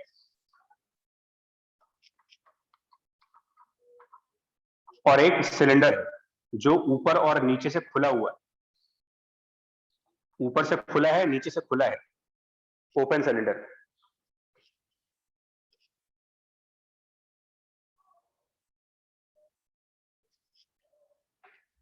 स्फीयर में भी तो सरफेस होती है ना, है ना। अच्छा, जिनको सरफेस का कंसेप्ट वीक है उनके लिए बोलो, जिन लोगों का सरफेस का कंसेप्ट वीक है वो एक बार अपनी मैथ की किताब में जाइए जहां पर ज्योमेट्रिकल ऑब्जेक्ट्स और उनके सरफेसेस पढ़ाए जाते हैं। मैं फिर से बोला, और इसमें कोई शर्म वाली बात नहीं है। अगर मेरे को सरफेस का कंसेप्ट वीक है तो पहले मैं सरफेस समझूंगा, उसके बाद ही आएगा। सिलेंडर में कितनी सरफेस होंगी अगर ये ऊपर और नीचे से खुला हुआ है तो? सर 2। कौन सी बताओ? अच्छा, सर एक आउटसाइड वाली और इनवर्स वाली। अरे भाई क्या हो गया? होगी सर, होगी सर, सिर्फ सरफेस ही होगी बस। ये तो बोल रहा हूं आपको, सरफेस समझिए भाई। Cylinder open from the top and open from the bottom, तो now it has only curved surface. Yes sir. Surface का पता कैसे लगाते हो? मान लो आप एक पेंटर हो, हमको बचपन में ऐसे बताया जाता है कि आपको कहाँ कहाँ पेंट लगाना पड़ेगा। सिलेंडर ऊपर से खुला है नीचे से खुला है, अब बताओ पेंट पॉलिश कहाँ पे करोगे इसकी? का सरफेस एरिया में। तो एक ही तो हुआ ना फिर। नाउ अब मेरा क्वेश्चन है, सुनो, अब मेरा क्वेश्चन है, सरफेस के एक साइड से और सरफेस के दूसरे साइड जाना है, सरफेस के एक साइड से सरफेस के दूसरे साइड जाना है, यहां पर क्या बिना सरफेस को क्रॉस किए हुए जा सकते हो? मतलब बिना सरफेस में कोई डैमेज किए हुए। आप मान लो स्फीयर के अंदर से, सुनो, स्फीयर के अंदर से स्फीयर के बाहर जाना है, तो क्या कोई रास्ता है जिसमें हम स्फीयर के सरफेस को क्रॉस ना करें? No sir. No sir. आपको कोई रास्ता नहीं, यहाँ रास्ता है। ये सब ऊपर से जा सकते हैं। अगर ये ऊपर खुला हुआ है तो आप यहां से निकल के इधर आ जाओ, आप इसकी कर्व सरफेस को तो क्रॉस करोगे नहीं। Yes sir. No sir. और यहाँ क्रॉस करोगे। Yes sir. Yes sir. तो जिस सरफेस के एक साइड से दूसरे साइड जाने के लिए आपको सरफेस को पेनिट्रेट करना पड़ जाए, ये कहलाती है क्लोज सरफेस। और जिस सरफेस के एक साइड से दूसरे साइड जाने के लिए सरफेस को पेनिट्रेट करने की कोई जरूरत नहीं पड़ रही, ये कहलाती है open surface. Closed open surface में डिफरेंस, ये सब मैथ्स के कंसेप्ट हैं। A closed surface means a surface in which if we want to move from one side of the surface to the other side of the surface and we have to penetrate that surface, it is a closed surface. And अगर without penetration, suppose आप एक room के अंदर pack हो गए, खिड़कियां दरवाजे सब बंद हो गए, सब लॉक हो गए, अब आपको कमरे से बाहर निकलना है, कैसे जाओगे? नहीं जा पाएंगे। नहीं जा पाओगे। एक ही रास्ता है, किसी न किसी एक दीवार को तोड़ के जाओ। Yes sir. यस तो आप दीवार तोड़ रहे हो, मतलब आप उस कमरे की एक सरफेस को खराब कर रहे हो। इसका मतलब वो कमरा आपके लिए क्लोज सरफेस है। और पूरे रूम में एक खिड़की खुली हुई है, क्या अब आप क्लोज सरफेस में हो? No sir. No sir. तो डिफरेंस समझिएगा। स्टूडेंट्स को ये छोटे पॉइंट्स का डिफरेंस नहीं पता होता है, वो जंप कर जाते हैं कंसेप्ट पे, गॉस लॉ पे, और बेसिक बात समझ में नहीं आती कि क्लोज सरफेस होता क्या है। फिर कहते हैं यार हमारा कंसेप्ट खराब हो रहा है। चलिए, नाउ बच्चा जिसके भी साइड से आवाज आ रही हो अपना कैमरा अपना माइक म्यूट कर लें भाई, थोड़ा सा घर वालों को बोलिए। इस क्यूब में 6 की 6 सरफेसेस हैं और अगर इस क्यूब की सारी सरफेसेस अवेलेबल हैं, पैक्ड है, तो ये क्लोज्ड ऑब्जेक्ट है या ओपन ऑब्जेक्ट बोले? Close. Closed. So means these surfaces when combined, these 6 surfaces when they are combined, closed. they are part of a closed surface. और ऐसी कंडीशंस में अगर इलेक्ट्रिक फील्ड की लाइन उस सरफेस के अंदर जा रही है, cube is a closed object. This electric field is entering inside the cube, and here the electric field is coming out of cube. So when electric field enters into a closed surface, by convention we call it a negative flux, and when the electric field comes out of a closed surface, by convention we call it positive flux, which means 2376 has a positive flux, 1485 has a negative flux. This is sign convention. Physics में हर बार sign convention होते हैं, optics में sign convention होते हैं, thermodynamics में sign convention होते हैं. When electric field enters into a closed body, negative. When it goes out of the closed body, positive. ये कन्वेंशन ध्यान रखना होगा. कन्वेंशन ध्यान दीजिएगा इसका.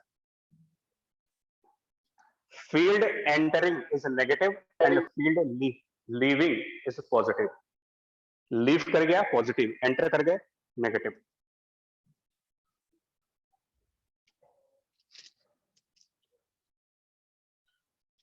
पॉइंट क्लियर यहां तक? Yes, sir. Yes, sir. Difference between close and open surface समझ में आया? Yes, sir. Right. Now finally आप मुझे बताओ कि what is the total flux for that cube, जिसकी 6 सरफेसेस थी. Total flux for the cube कितना है? Zero. So total is 0. The flux for the cube is 0. और ये एक कंसेप्ट है, एक जनरलाइज्ड कंसेप्ट है. Whenever electric field will be uniform, the total flux of any closed surface will be 0. हमने आपको with the help of cube समझाया है. वो इसलिए क्योंकि आप लोगों को क्यूब के ही सरफेसेस का आइडिया है. बाकी अभी मैं ऑब्जेक्ट कुछ और ले लूंगा तो हो सकता है उनके सरफेस के बारे में पहले से ना पढ़ा हो आपने. बट ये एक जनरलाइज्ड स्टेटमेंट है. Whenever electric field is uniform and we have some closed surface in that electric field, the total flux for that closed surface will be 0. Total flux का मतलब क्या हुआ? Maybe that closed object consists of multiple surfaces. For some of the surfaces we have positive flux, for some of the surfaces we have negative flux, for some we have 0, but total of all will be always 0. क्या ये बात समझ में आई? Sir negative flux indicate क्या करता है? कोई इंडिकेशन नहीं, it is just a sign convention. Indication कोई नहीं है, ये हमारा कन्वेंशन है. काइनेमेटिक्स पढ़ते थे तो हम कहते थे कि जब ऊपर जाएंगे तो जी नेगेटिव, नीचे आएंगे जी पॉजिटिव. क्या मतलब है उसका? क्या कोई फिजिकल एक्सेलरेशन और रिटार्डेशन ना, वो सब मतलब नहीं है. वो सिर्फ एक न्यूमेरिकल करने का तरीका है. चलिए एक्सेलरेटेड रिटार्डेशन कह लीजिए आप, कोई बात नहीं, वैसे कह लीजिए. क्वेश्चन क्विकली मूव करना है यार. हमारे पास एक हेमिस्फीयर है, हेमिस्फीयर, ठीक है, और इसको हमने यहां से क्लोज किया है. आप घर का कोई बॉल मान लो कि आपका जो कटोरी टाइप की कोई चीज रखी है और उसके ऊपर ढक्कन लगा दिया, कवर कर दिया, लिड। अगर ये सरफेस 2 और यहाँ पे जो सर्किल है ये सरफेस 1 है, क्या अगर इधर से पैक कर दिया जाए तो क्या आप इसके अंदर से बाहर जाने के लिए किसी सरफेस को पेनिट्रेट करोगे? Yes yes sir. Yes sir. Hemisphere को कवर कर दिया, ढक्कन लगा दिया ऊपर। हमारे इस ग्लास में हेमिस्फीयर तो नहीं, जल्दी से बताएंगे। ये ग्लास अभी खुला हुआ है, इसके अंदर से बाहर जाने के लिए क्या जरूरी है कि मैं ग्लास को तोड़ के जाऊं? No No, sir. sir. No, sir. अब ढक्कन लगा दिया। अब बताओ, अगर इसके अंदर कोई मक्खी है तो उस मक्खी को बाहर कैसे निकलना पड़ेगा? सर ढक्कन हटा के या तो वो ढक्कन को पेनिट्रेट करे या वो ग्लास को पेनिट्रेट करे, मतलब कहीं ना कहीं पेनिट्रेशन तो होगी। Yes sir. सो ये हमारा क्लोज्ड हो गया, क्लोज्ड सरफेस हो गया। और अगर यहां पर कहा जाए कि हमारे पास इलेक्ट्रिक फील्ड ई है जो कि यूनिफॉर्म है, स्टेटमेंट समझिएगा मैंने क्या बोला है। क्या सिर्फ S2 होता तो क्लोज सरफेस बोलते? No sir. No sir. सिर्फ S1 होता तो? सिर्फ No, S1 sir. होता, नो सर। मतलब कि सिर्फ ये कैप है, इज इट क्लोज सरफेस? इसके एक साइड से दूसरे साइड जाने के लिए जरूरी है कि इसको छेद करके जाएगा सर? No sir. इधर से घूम के चले जाओ। तो अकेला S2 भी क्लोज नहीं है, अकेला S1 भी क्लोज नहीं है, लेकिन S1 और S2 मिल करके क्लोज सरफेस हो गए। ऐसे में हम ये कहेंगे कि flux of S1 and flux of S2, because ये मिल करके क्लोज सरफेस हो गए और फील्ड यूनिफॉर्म है। और अभी स्टेटमेंट पास किया गया है, कितना आंसर आएगा ये total? 0। Zero. Now, if I ask what is the flux of S2, so it is minus times flux of S1. Yes sir. And what is flux for the S1? Suppose it has a radius of capital R. Is electric field perpendicular to this surface? Yes sir. Yes sir. Can we write it as electric field multiplied by the area pi r square? Yes sir. Concept? Yes. Uniform electric field. Now, sign convention. Electric field enter कर रहा है इसके अंदर या इससे बाहर जा रहा है? सर एंटर हो रहा है। Field is entering through इंटा the कर रहा तो S1. नेगेटिव होगा सर। माइनस होगा, phi S1 minus, and if phi S1 is minus and एक माइनस यहाँ पर भी है, पॉजिटिव हो जाएगा। पॉजिटिव हो जाएगा। इस तरीके के क्वेश्चंस आएंगे। सर क्या हमेशा क्लोज सरफेस का जो नेट फ्लक्स होता है वो जीरो होता है? पूरी बात ध्यान से सुनी नहीं आपने, कंडीशंस अप्लाइड है, इलेक्ट्रिक फील्ड यूनिफॉर्म होना चाहिए। अच्छा ठीक है, ठीक है सर। इसी को पढ़ने इसीलिए होता है, जब हम आधा अधूरा कंसेप्ट पढ़ेंगे ना, इसलिए रिवीजन कहा जाता है कि नोट्स को एक बार फिर से पढ़ो। अदरवाइज क्या होता है कि हम लोग अपनी तरफ से जितनी भी बातें बोलते हैं, अब ये सिंपली प्रोसेस ऑफ कम्युनिकेशन है यार। ट्रांसमीटर तो पूरा चीज ट्रांसमिट कर रहा है, रिसीवर कितना रिसीव कर रहा है वो तो रिसीवर की क्वालिटी पे डिपेंड करेगा। तो आप लोग रिसीवर हो, मैं ट्रांसमीटर हूं, ट्रांसमीटर अपना काम पूरा कर रहा है, रिसीवर को भी पूरा करना है। ठीक है, यहाँ तक का कंसेप्ट आप रिवाइज करेंगे, बाकी अगली क्लास में फिर पढ़ाएंगे, नेक्स्ट क्लास में इसी के आगे कंटिन्यू करेंगे, देन गॉस लॉ इंट्रोड्यूस कर देंगे। Okay sir, thank you sir. ठीक है, थैंक यू जी, नमस्ते। Thank you sir. Thank you sir. Thank you बच्चे।